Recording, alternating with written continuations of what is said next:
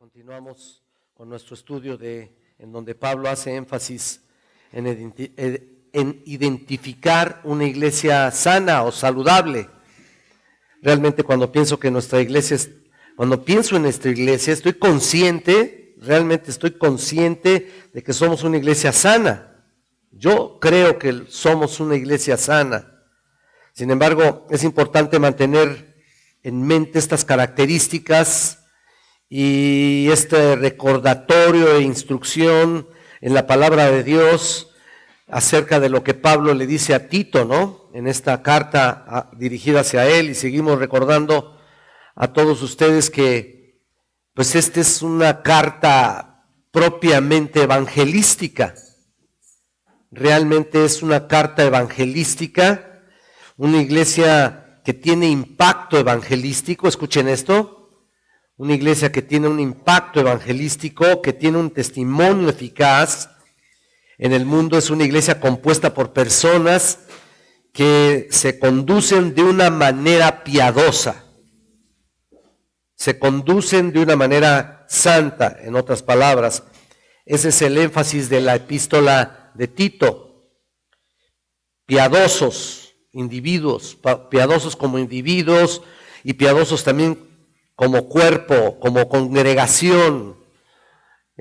Ustedes recordarán, esta instrucción fue dada a Tito con 3 propósitos fundamentales. Vamos a recordarlos un poquito para que ustedes y yo también empecemos a arrancar en donde nos quedamos. Realmente uno de ellos es en el versículo 5, donde dice que para que la palabra de Dios no sea blasfemada. Ese es uno de los propósitos importantes. Y luego vemos en el versículo 8, también al final, de modo que el adversario no tenga, estamos hablando del capítulo 2, del capítulo 2. El versículo 8 dice, de modo que el adversario no se avergüence ni tenga nada malo que decir de vosotros o de nosotros. En otras palabras, para que nadie nos critique, pues según ellos justificadamente, ¿verdad? Y por último, en el versículo 10, ustedes ven otra frase del propósito que estamos viendo, para que en todo adorne la doctrina de Dios nuestro Salvador, que nuestro comportamiento honre la palabra de Dios, y ese sea realmente nuestro adorno hacia eso, ¿no? Es muy importante tener en cuenta esto. Que se haga del evangelismo, el testimonio de la iglesia lo haga atractivo, el evangelismo. Por eso lo podemos ver en el versículo 11, cuando dice, porque la gracia de Dios se ha manifestado para salvación a todos los hombres. Hablando de la manifestación del Señor Jesús, porque si la gracia de Dios va a alcanzar a los hombres, es importante entonces que la iglesia deba vivir una vida en santidad. Ese es el punto. Demostrando con nuestras vidas el hecho de que Jesús nos transformó, nos cambió. ¿No es cierto?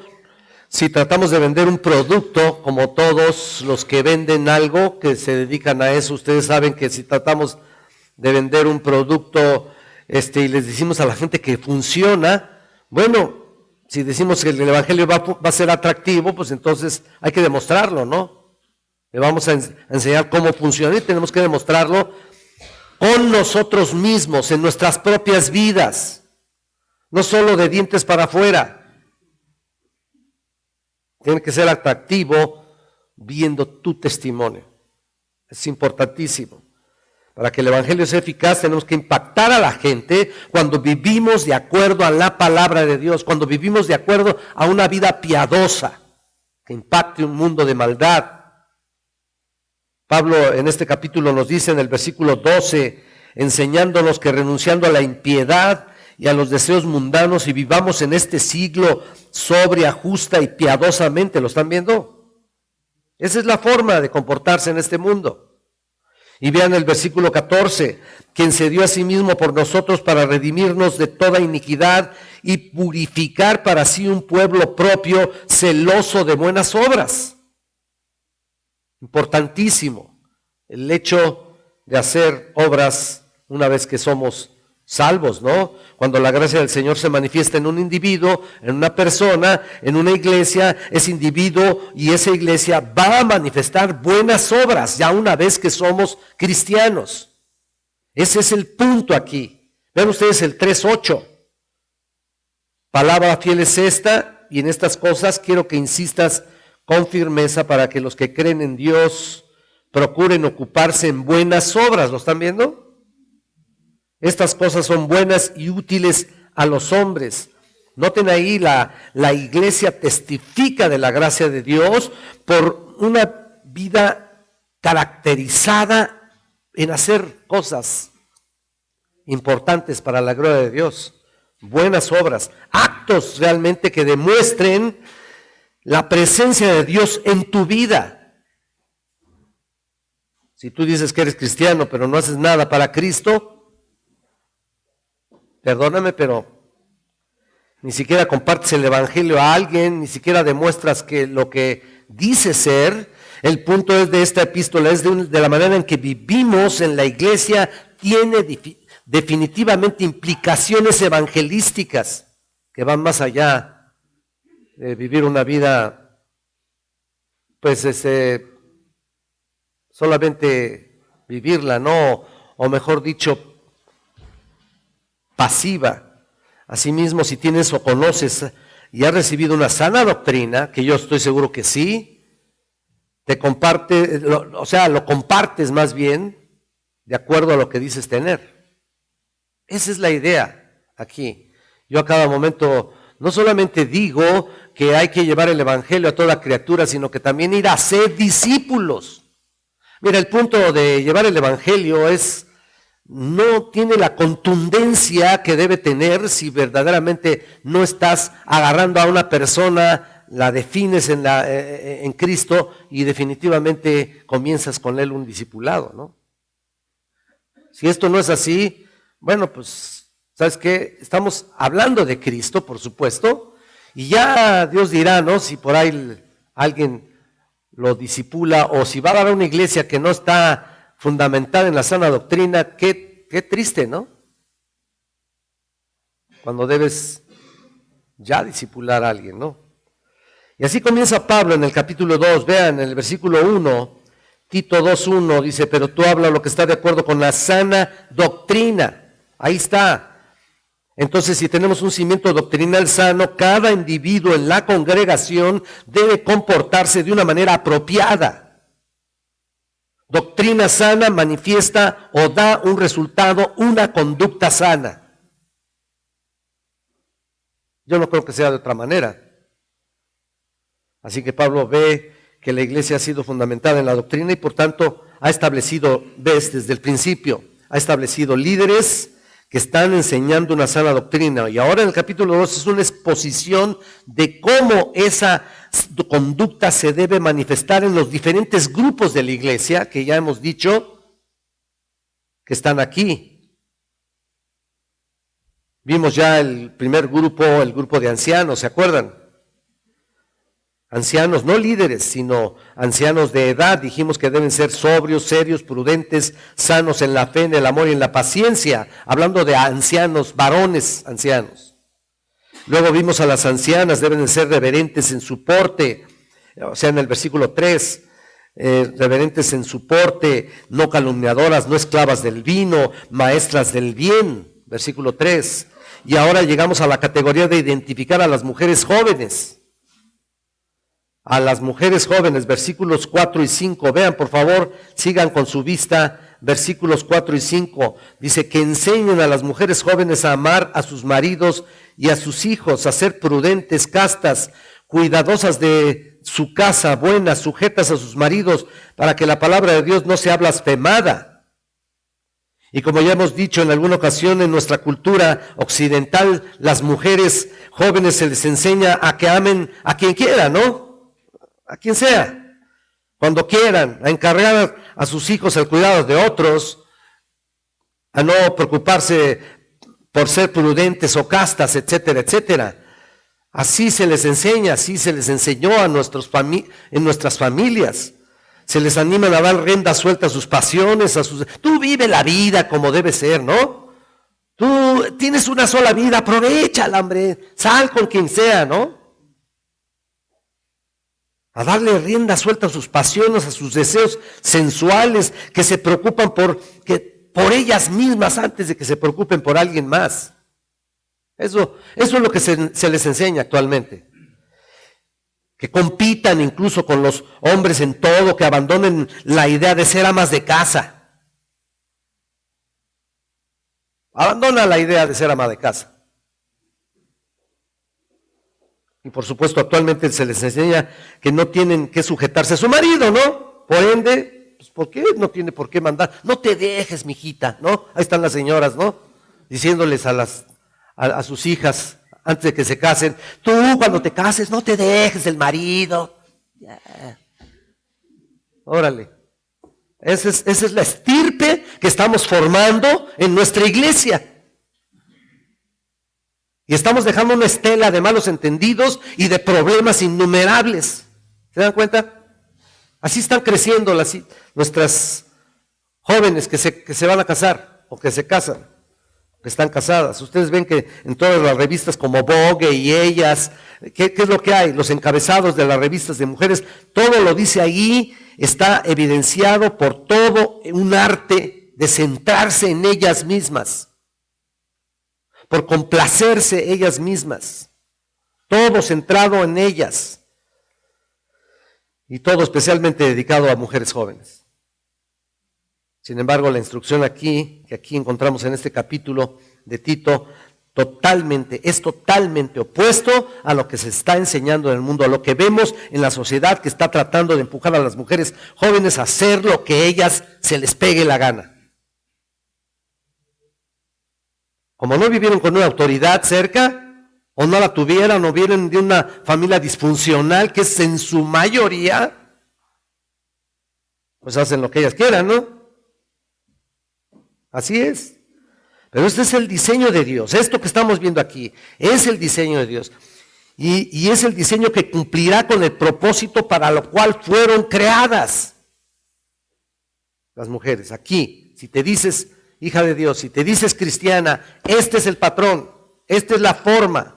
Pero si la actitud contemporánea sobre la mujer penetra en la iglesia, imagínate, lo que resulta es que la palabra de Dios, como dijimos en los 3 puntos principales de la epístola, la palabra de Dios es blasfemada. Tú no haces lo que dice aquí, la palabra de Dios es blasfemada por tu manera de ser. Aún entendiendo y comprendiendo este concepto, de todas maneras estoy seguro que aquí habrá gente que de todas maneras desobedezca. ¿Y qué sucede? Mujeres que desobedecen.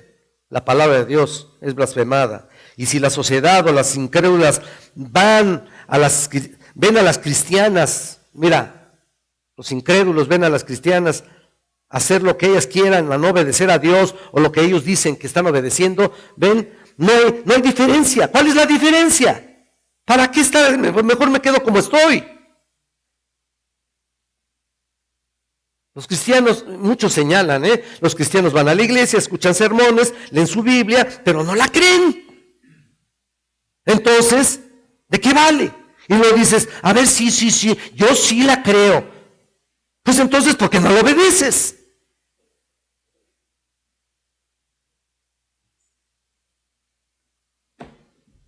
Claro, ¿no? Eso es justamente blasfemar la palabra de Dios. ¿No lo obedeces? Blasfemas la palabra de Dios. Y aquí va parejo, también, no solamente para las mujeres, sino para todos los que estamos aquí.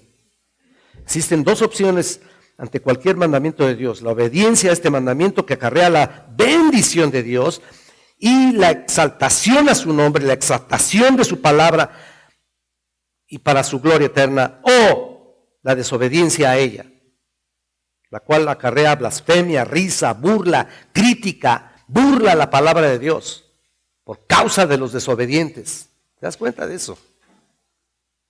Deshonra su nombre. En Lucas 6:46, no lo busquen, el Señor dice, ¿por qué me llamáis Señor, Señor, y no hacéis lo que digo?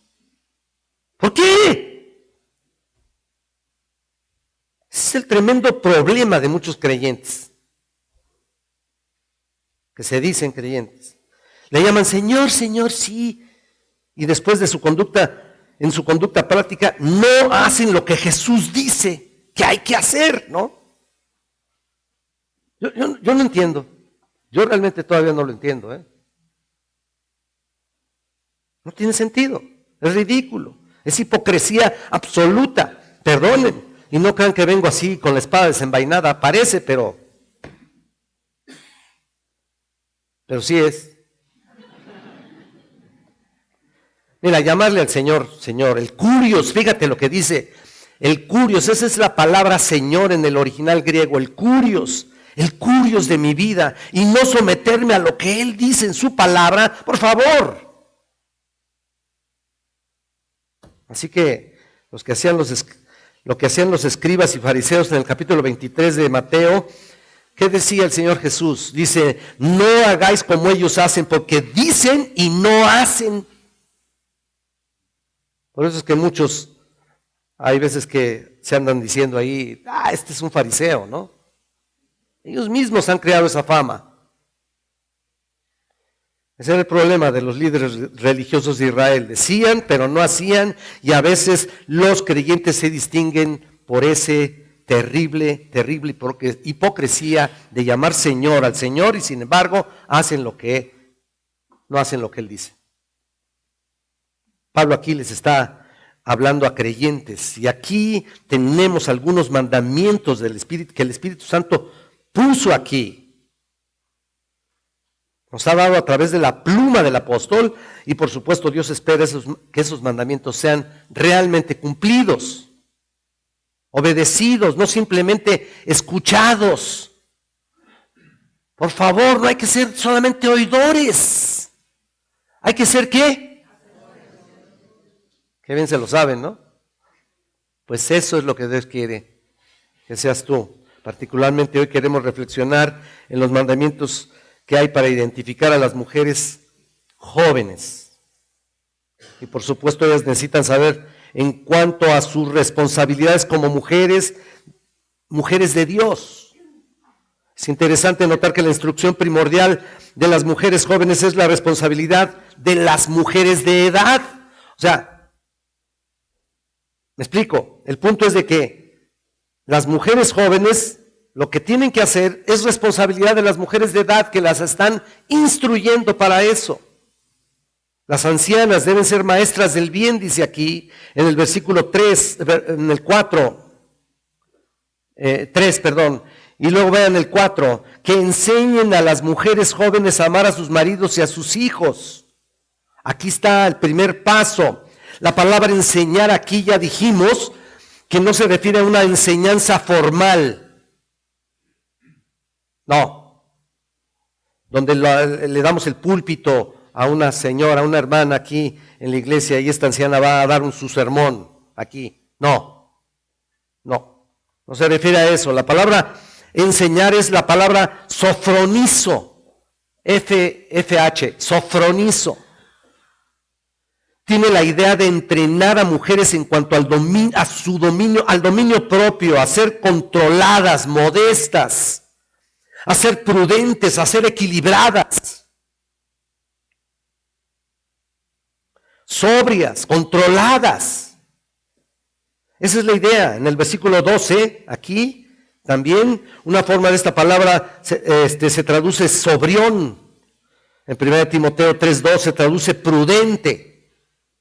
En 1 Timoteo 2:9 se traduce modesto o modesta. Esa es la idea. Debe ser modesta, prudente, sobria, controlada. Esos son los objetivos de las mujeres cristianas, esas que van a enseñar a las mujeres jóvenes. ¿Se dan cuenta? Las mujeres mayores de la congregación son llamadas a entrenar a generaciones de mujeres jóvenes en la iglesia. Espero que ya lo estén haciendo. Ahí está, la desobediencia, ¿no? ¿Ya lo están haciendo? No, pues, ¿a quién? ¿Cómo a quién? Todos los demás jóvenes que están aquí, ¿qué? ¿Se están dando cuenta? Ahora, ¿quiénes son las mujeres jóvenes aquí? Bueno, cuando decimos esto, tal vez tengamos la imagen, una imagen determinada, pero ¿qué joven es tan joven, no? Vamos a ver esto. Para algunas de ustedes, la respuesta a esta pregunta va a ser una sorpresa muy agradable. En serio. Y tal vez para otras no tanto. ¿Por qué digo esto? Porque en un sentido general, la palabra joven que aquí se usa, la que se usa aquí, se aplicaba a una dama que todavía tenía capacidad de tener hijos y criarlos. Entonces estamos hablando de un rango bastante amplio, ¿no? Hijos y criarlos, o sea, se sube a otra edad. Jóvenes, por supuesto, pueden ser mujeres de 35 hasta 50 años. Ya cuando los estás criando, ¿no? Imagínense, en otras palabras, mujeres que todavía pueden tener hijos a la mitad de los años 40, de sus 40, y tenían que criarlos. Ya viene mi tercer nieto, ¿qué? Cuarto nieto, ¿qué? Y Salmita, pues ya está grandecita, 30 y tantos, no digo, hasta ahí. Entonces, ahí está. Esas son las personas, o sea, mujeres que todavía podían tener hijos en sus años 40 y tenían que criarlos, esas personas todavía se consideraban jóvenes. Pero en 1 Timoteo, vamos a ver eso. Me parece muy importante cuando Pablo habla de las viudas que deberían ser incluidas en una lista especial, que eran servidoras ahí de la iglesia y que estaban ahí enseñando, trabajando, eran viudas que no podían ser menores de ¿qué? De 60, exactamente. 60 años. Vamos a ver 1 Timoteo 5:9, por favor.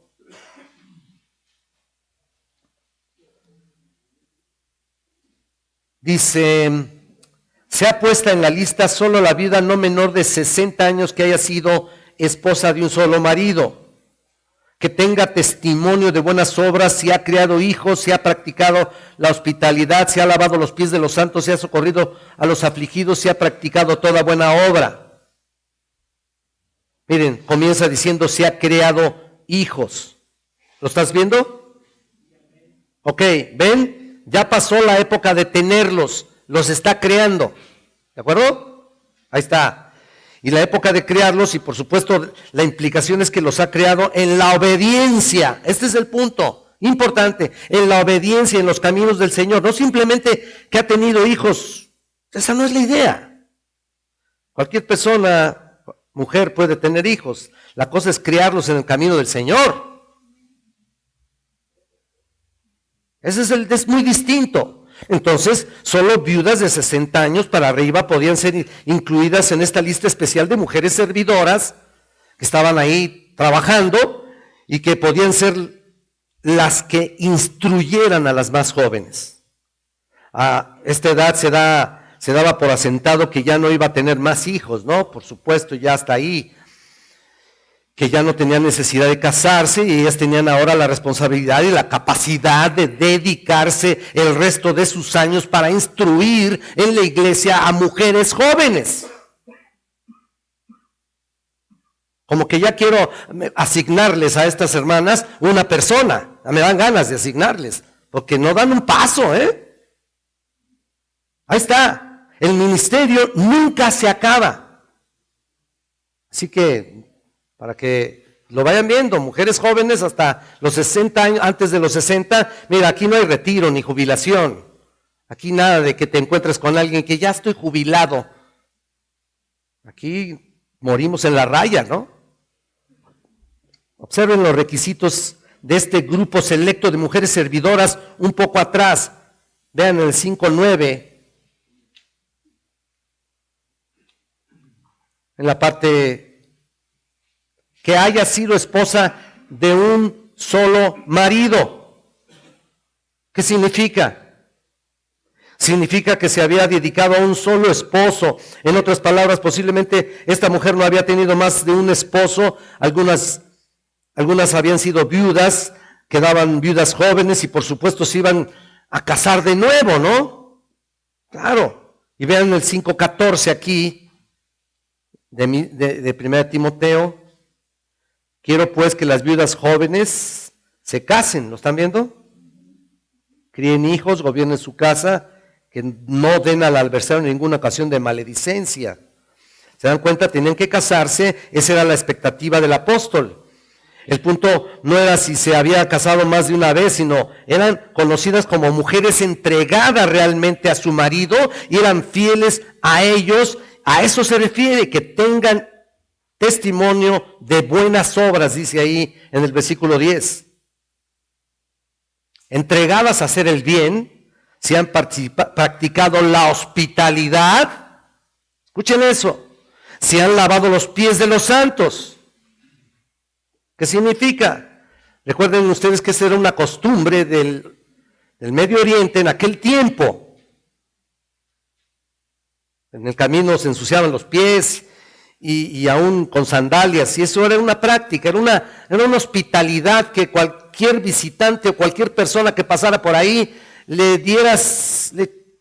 echaras una mano y le dijeras, venga, y le lavaran los pies. Una actitud de humildad impresionante, ¿no? Ahora, ¿quién lo hace, no? No, hombre. Si han creado hijos, fíjate lo que dice, si han creado hijos, si han socorrido a los afligidos, ¿lo estás viendo?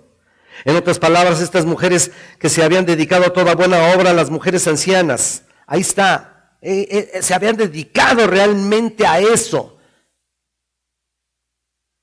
Habían tenido perfectamente bien establecido en su vida que tenían que dedicarse a servir al Señor. Y ese tipo de mujer es la que debía ser maestras de mujeres jóvenes. Entonces, ¿qué es lo que va a enseñar? Ven el 5:14. Quiero que las viudas jóvenes se casen, críen hijos, gobiernen su casa, que no den al adversario en ninguna ocasión de maledicencia. Bueno, que críen, en particular es, en otras palabras, estas viudas jóvenes se tenían que casar, tenían que casarse, tener hijos, y en eso tenía que ser instruidas, por supuesto. Y ese es el mismo tipo de instrucción dada cuando volvemos a Tito. Si vas a Tito en el 2:4, que enseñan a las mujeres jóvenes a amar a sus maridos y a sus hijos. Noten ustedes todo lo que tienen que enseñar las ancianas. Todavía estábamos hablando de las ancianas, Entonces ni siquiera hemos venido a hablar de las mujeres jóvenes, pero vean que la responsabilidad caía en ellas, lo que tenían que enseñar. Y las mujeres jóvenes lo que tenían que aprender. Ahí está el punto. Y esa es la misma instrucción. Y aquí está también la instrucción para mujeres jóvenes casaderas, no solamente para las casadas, sino para las que pudieran llegarse a casar. Y hay instrucciones muy importantes y muy valiosas que debes retener. Tenerlo ahí considerar toda esa enseñanza. Así que vamos a ver los componentes aquí muy particulares que Pablo escribe en esta carta, en estas instrucciones. Noten que el primero deben recibir la enseñanza. ¿Cómo va? Mira, que enseñen a las mujeres jóvenes a qué, a amar a sus maridos. ¿Lo estás viendo? ¿Amén o no amén? Bueno, pues, amen a sus maridos, su marido. Estamos acostumbrados a escuchar, maridos, amar a vuestras mujeres, ¿no? O sea, de este lado, ¿no? Pero es interesante que la instrucción aquí es también para el otro lado. Dice, mujeres amen a sus maridos, y la palabra ahí es filantros. ¿Qué significa? O sea, ser amantes de sus esposos. ¿Qué tal? ¡Qué maravilla! A eso se refiere, amantes en el sentido de amar, no de ser amantes como lo usa el mundo. Que quede bien claro, amantes, de amarlos. Es decir, significa ser amadoras de sus esposos. Esta es la misma idea en 1 Timoteo 5, una mujer totalmente dedicada a su esposo. Ahí está, a ese esposo que el Señor le dio, que no es casualidad que lo tengas. No se equivocó, parecía, da la impresión de que se equivocó el Señor, pero no se equivocó, te quedó perfectamente bien. Así que cualquier opinión sea reservada, por favor. Alguna mujer puede decirme, oye, es que no conoces a mi marido, ma. Mira, aquí ya está sentando con la cabeza. Y ahí el marido a un lado. ¿Qué pasó? No conoces a mi marido, Enrique. Yo no lo puedo amar. Tal vez en un tiempo lo amaba, pero ya pasaron los años y como que ya no, francamente ya no lo puedo amar, ya. El amor se acaba. ¿No? Ahí nos dejamos llevar por las canciones populares, ¿no? Correcto. Síguete llevando por las canciones populares a ver dónde vas a llegar, ¿no? Bueno, saben que eso es contrario a lo que acabamos de ver aquí. Eso es ser desobediente a lo que Dios dice. Si no amas a tu esposo, eres desobediente a lo que Dios dice. Y recordemos el impacto de la desobediencia. Con la desobediencia somos blasfemos. Que quede bien claro, que quede bien asentado en tu mente y en tu corazón. Pero con la obediencia exaltamos el nombre del Señor, glorificamos a Dios, exaltamos su palabra. Eso es lo importante. Ahora, ¿qué quiere decir esto de amar? Hay que definirlo un poco, realmente sin dar detalles. No quiere decir que la esposa suspira cada vez que el galán entra a la casa, ¿no? Entra al cuarto y la mujer se derrite por él. ¡Wow! Ya cuando estamos, bueno.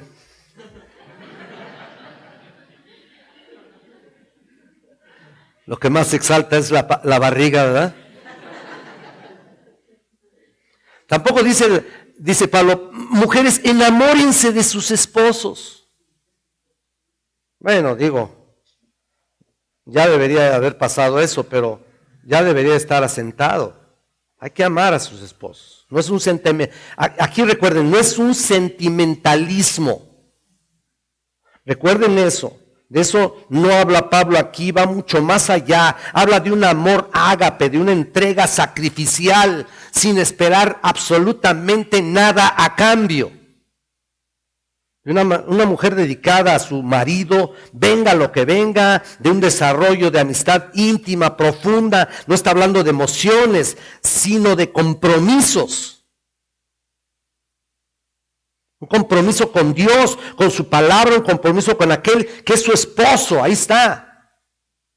Un amor que piensa en buscar el bien a su esposo. No el suyo propio, no se queda ahí. Nada de que, ay, mi marido no me comprende. Busca primero comprender a tu esposo, por favor.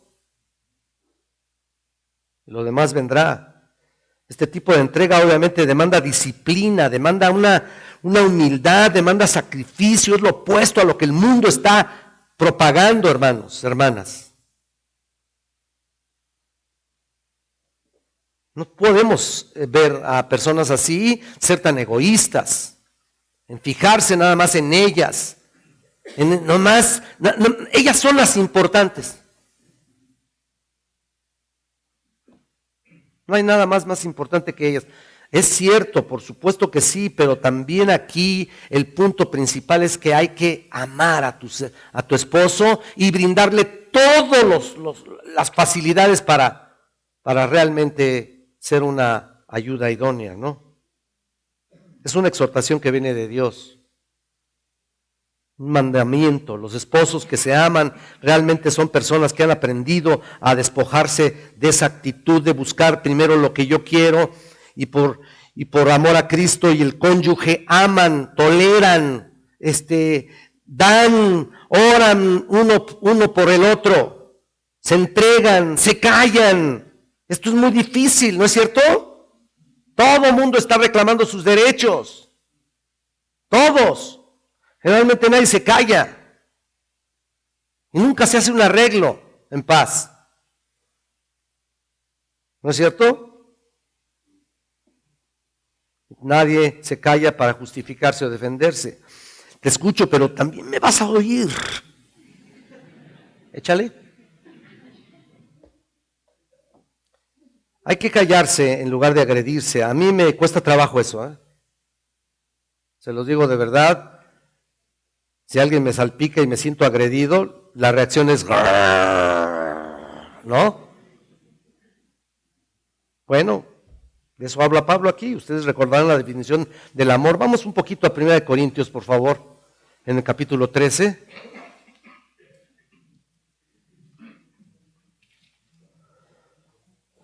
Primera de Corintios capítulo 13, versículo 7 nada más, el puro versículo 7.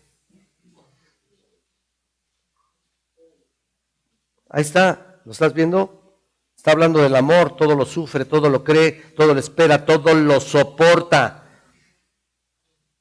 Todo el capítulo 13, no voy a escudriñar este texto, pero en este es un alto mandato a amarse. Y después dice, regresando a nuestro texto, vean, amen a sus hijos. Es la palabra filotecnos. Amen a sus hijos. Bueno, está hablando del versículo 4, que sean amadoras de sus hijos. Esta es la vocación más alta de una mujer. Criar hijos piadosos. No solamente amarlos. Hay veces que el amor es enfermizo. Nomás quieren tenerlos ahí. Pero realmente ese no es el punto. Aquí es amar para darles ejemplo de piedad y que ellos también sean creados en un sentido piadoso. Amar a los hijos de tal manera que crezcan piadosamente. El propósito de levantar a los hijos es levantar una generación de gente piadosa. Piensa eso. Francamente, esa es la forma de evangelizar a la familia. De generación a generación, etcétera, en el hogar, a través del hogar. Ese es un llamado fundamental que en este caso, la mamá tiene que hacerlo. Es de los padres, pero aquí obviamente está dirigido hacia la madre, hacia la mujer joven. Ya les dije el rango. Esta es, por supuesto, la más grande contribución que una madre puede hacer a la iglesia para una sociedad que está en tinieblas. Crear hijos piadosos. Hay un libro que se llama Santos Mundanos, traducido literalmente Santos del Mundo, hablando de los llamados puritanos del siglo XVI. Ese es un tremendo libro donde habla de la tremenda conciencia y compromiso que tenían esos hombres de levantar hijos piadosos. Cosa que ya no vemos en ningún lado, ya no nos preocupa, ya no se preocupan por ellos. Hay sus excepciones, claro, pero como iglesia que se dedican de esta manera a levantar hijos piadosos, ya no vemos tanto de eso. Por supuesto, esto se refiere a lo que Pablo dice en 1 Timoteo 2:15, ¿se acuerdan? Cuando dice, la mujer se salvará engendrando hijos si permaneciera en fe, amor y santificación con modestia. Apunten ese versículo, 1 Timoteo 2:15. Ahorita les explico un poquito lo que dice este versículo, lo que en realidad quiere decir. Muchos creerán que la mujer se salvará espiritualmente solo si engendra hijos. No, claro que no, esa es la idea. No es la idea en este versículo. La Biblia es clara, que la forma de salvarse no es engendrando hijos, sino que es por gracia, por medio de la fe en Jesucristo. Esa es la forma de ser salvo. Es por medio de la obra redentora sustitutiva de nuestro Señor Jesucristo. Él murió por nuestros pecados, llevó en la cruz nuestros pecados y nos ha justificado cuando ponemos nuestra fe en Él. Esa es la forma de ser salvos, pero no habla de la salvación espiritual cuando Pablo le dice aquí que se salvará engendrando hijos. La palabra salvará aquí significa preservar. Noten eso, muy importante eso. Preservar o ser rescatada del estigma, por decir así. ¿Cómo que del estigma, no? Vas a decir.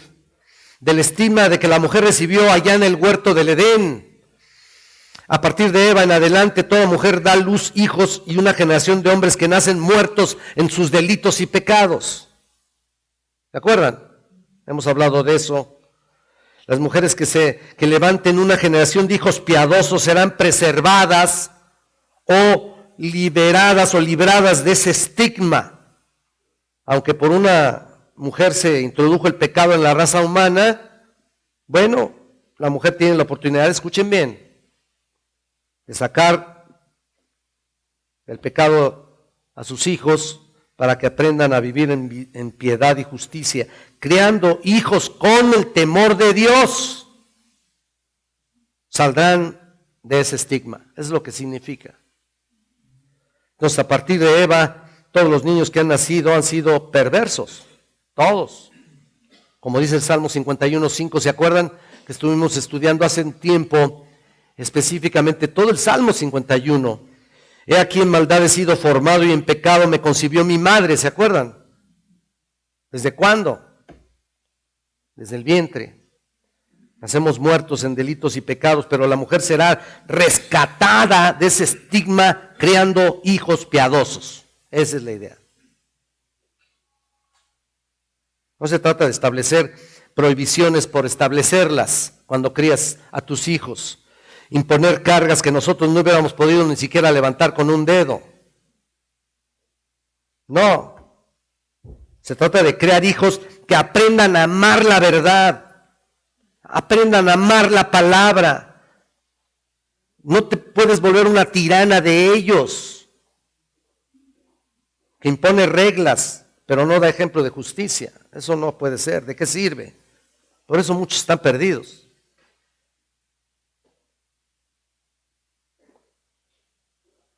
Bueno, habiendo dicho esto, tenemos que aclarar lo siguiente. No toda mujer va a tener hijos, eso está bien claro. Por supuesto, Dios ha determinado que algunas mujeres van a ser la excepción y no van a tener hijos. Fueron llamadas a ser solteras y a estarse así en algunos casos y otras a no casarse nunca. Fueron llamadas a eso. Pero en general, la regla general de la Biblia es que se casen y tengan hijos, creando una generación de individuos que obedezcan a Dios, que amen a Dios, que teman a Dios. Hijos piadosos. Déjenme decirles una cosa. No hay mejor satisfacción como padres de ver a nuestros hijos que amen a Cristo y le sirvan. No la hay. No existe. No hay mayor satisfacción. Miren, si perdemos todo lo que hacemos, nuestros trabajos, nuestra salud, si el Señor nos llama, que sea lo que sea, ¿no? Pero lo que realmente vale la pena en esta vida es haber creado una generación de individuos piadosos y que levanten otra generación de seres santos. Eso es lo que vale la pena en esta vida. Entonces, a eso se refiere Pablo.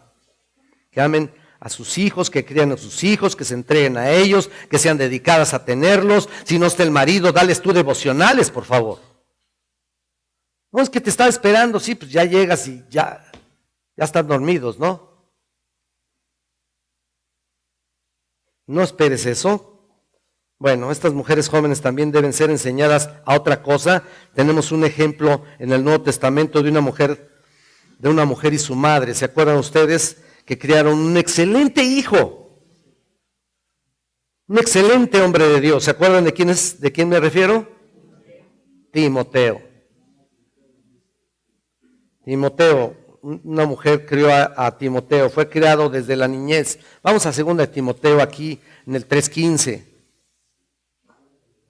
Mira lo que dice 14, pero persiste tú en lo que has aprendido y te persuadiste sabiendo de quién has aprendido, que desde la niñez has sabido las sagradas escrituras, las cuales te pueden hacer sabio para la salvación por la fe que es en Cristo Jesús. Fue criado por 2 mujeres, su madre Eunice, exactamente, y su abuela Loida, 2 Timoteo 1:5. Entonces, y ese es el legado más precioso que estas mujeres dejaron. Después de estar educándolo en la palabra de Dios, después de esta mención de ellas, ya no se menciona más. Es todo lo que hicieron. Es todo lo que hicieron. Pero, vean nomás qué es lo que hicieron, ¿no? Extraordinario. Pablo dice que las mujeres jóvenes deben ser enseñadas a qué. Vamos a regresar a nuestro punto. El siguiente punto es a ser prudentes. ¿Lo estás viendo? Es el comienzo del versículo 5. ¿Lo ves? Aquí encontramos la misma raíz de la palabra que mencioné hace un momento, sofronizo. Una mujer equilibrada, una mujer que tiene dominio propio, una mujer que tiene control, que tiene juicio sano, deben ser enseñadas a tener eso. ¿Cómo conducirse? Bueno, y todo esto es lo que aprenden las mujeres a través de esa enseñanza que reciben de las ancianas mayores, que a ser prudentes. Ustedes ven entonces lo importante que es enseñar a estas mujeres. Hay tantas mujeres hoy que no tienen ni idea de lo que están hablando, de lo que están haciendo, que no tienen ninguna formalidad personal y por supuesto no saben cómo formar a sus hijos. Los echan al mundo porque tienen que nacer unos hijos, ¿no? Hay que tenerlos, ¿no? Y son buenas para tener hijos las mexicanas sobre todo, ¿no? 3, 4, 5 y la hilera ahí viene atrás de ti, ¿no? Pero no tienen ni idea de qué es lo que están haciendo con ellos. ¿Por qué?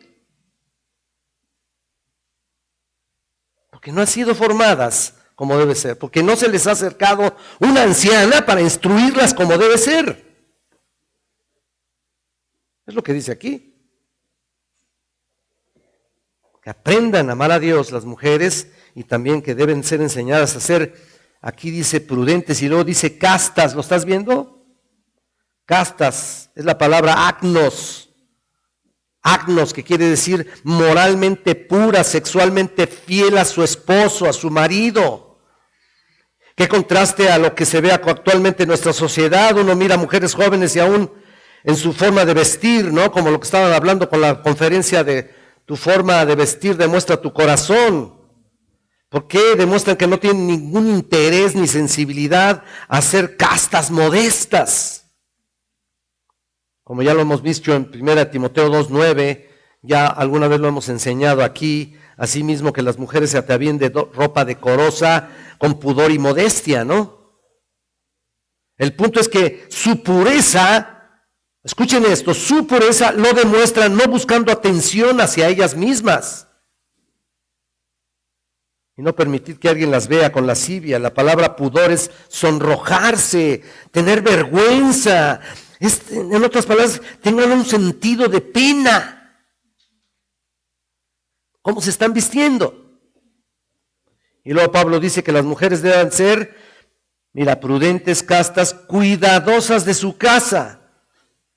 Aquí sí nos vamos a agarrar. En un sentido, esta instrucción es la que más enfada hoy a muchas mujeres.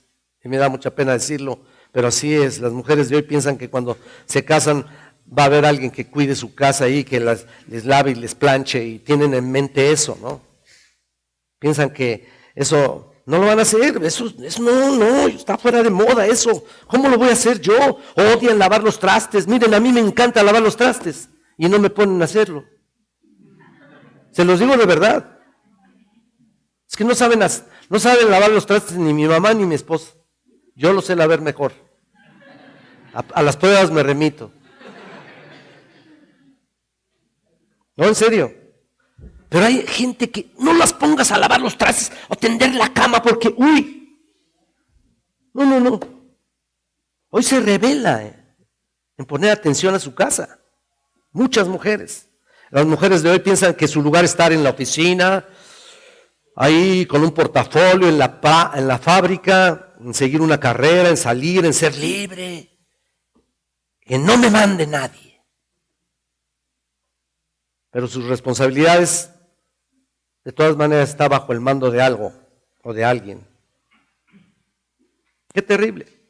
Están más sometidas a otras personas que a ellas, a sus propios maridos. ¿Qué quiso decir Pablo al decir cuidadosas de su casa? Es la palabra oikoergeo. ¿Qué quiere decir oiko, casa, ergeo, trabajadora? Oikoergeo. Esta es una mujer cuya esfera de trabajo es su casa. A eso se refiere. No quiere decir primordialmente que está en su casa todo el tiempo como si estuviera enclaustrada. No, no es ese el punto. Porque si vamos a Proverbios 31, notamos que la mujer es muy, muy emprendedora. ¿No es cierto? Salía de su casa para comprar, dice ahí en el versículo 16. Y por supuesto compraba todas las cosas necesarias y luego trabajaba en eso, pero al mismo tiempo proveía lo necesario a los miembros de su familia. El punto es de que su prioridad era su esposo y sus hijos. Esa es tu prioridad. Y si no estás casada, es tu casa. Particularmente está hablando del tiempo cuando estás creando hijos, claro. La crianza de los hijos no es responsabilidad de la guardería, No, de la escuela o de alguien más, o de la escuela dominical. Aquí te los educan. ¿Eso quiere decir? Para nada.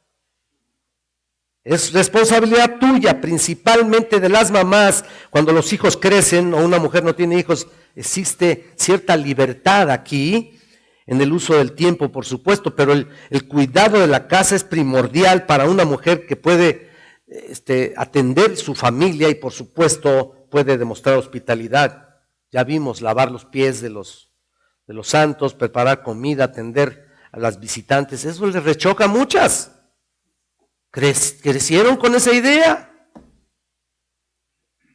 Y es lo más maravilloso.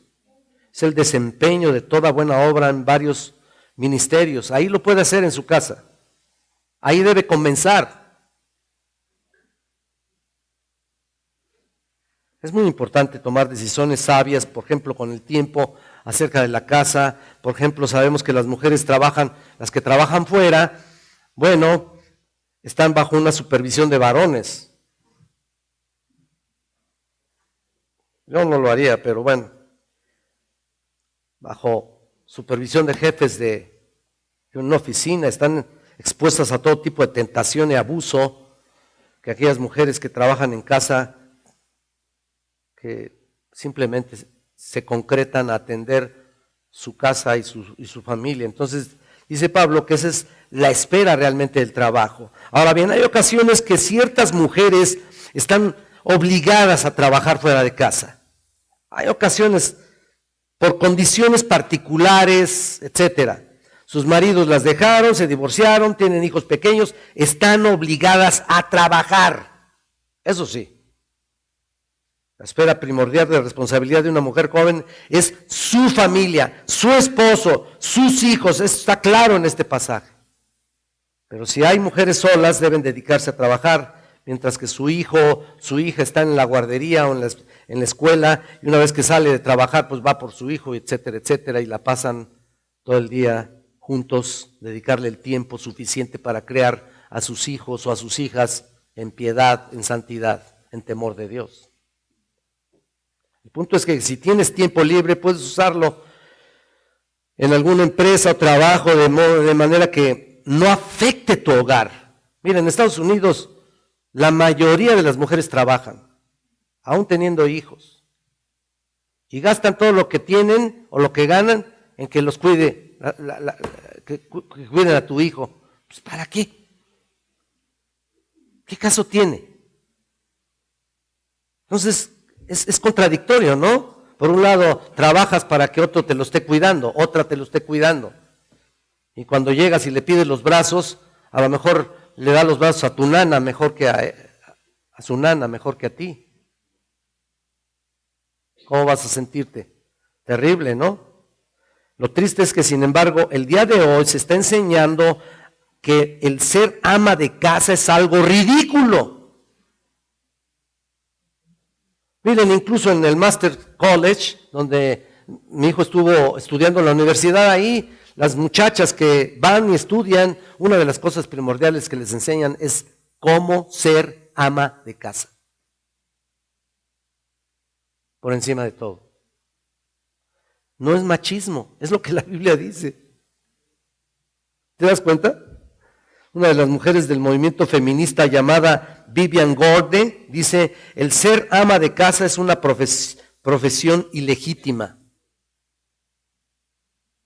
La pregunta es, ¿por qué estas feministas tienen tanto interés de hablar de esta manera y se oponen rabiosamente a la idea de que las mujeres trabajen en su casa, ¿no?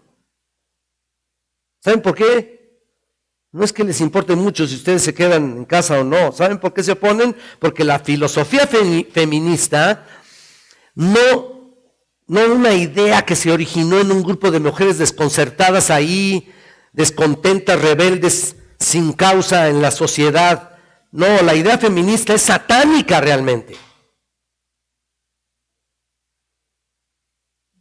Satanás es el más interesado en desvirtuar el hogar. Satanás está trabajando para eso y está trabajando muy bien. Ahí está. Todo lo que se opone a Dios, Satanás es el autor. Busca desacreditar la Biblia, Satanás. Busca hacer que la gente se burle de lo que la gente dice. Si él logra eso, logra lo que desea. Y cada vez que desobedecemos lo que Dios manda, es justamente lo que ocurre. Es blasfemada. Tenemos que ver ese ataque por lo que es un ataque a Dios y su verdad. Aquí está. Y lo está haciendo muy bien ese trabajo. Ahora miren, regresamos acá. Vamos a regresar. Fíjense lo que dice aquí. El siguiente punto es que sean buenas. ¿Lo estás viendo? Buenas. ¿Qué quiere decir buena? Significa ser gentil, tiene que ver con ser misericordiosa. Finalmente dice la palabra que estén sujetas a sus maridos. ¿Lo estás viendo? Aquí está la palabra opotazo, sujetas, sometidas a su marido. No significa que la tiene subyugada el marido y que no puede hacer nada si él no la autoriza. Claro que no, subyugada. No va a estar, no debe estar así. Y sin embargo, los dos son uno en ese sentido. Ambos caminan en armonía y sometimiento a Dios. Él la debe considerar a ella también, y aunque Dios nos puso como cabeza, en realidad ellas tienen un punto de vista muy importante y debemos tomarlas en cuenta. No son mudas. Tampoco se les prohíbe su opinión, al contrario, ellas son sabias y muchas de ellas, aunque no nos guste a nosotros los machistas mexicanos, no nos guste, ellas tienen mucha sabiduría a veces, son mejores administradoras que nosotros. No tenemos nada que decir. Mira, y mejor que muchas, si quieres realmente ganar a tu esposo, ya lo dice aquí en 1 Timoteo, en 1 de Pedro, capítulo 3, versículo 1, asimismo vosotras mujeres estad sujetas a vuestros maridos para que también los que no creen a la palabra sean ganados sin palabra por la conducta de las esposas, de sus esposas, considerando vuestra conducta casta y respetuosa, etcétera, etcétera, etcétera. Noten esto, aunque no es un mensaje para varones, este que estoy... Ellas están sometidas porque de esta forma las debemos tratar, y por supuesto la sumisión tiene una responsabilidad muy grande en el caso de la esposa, y por supuesto hay sumisión también de parte nuestra. ¿Cómo?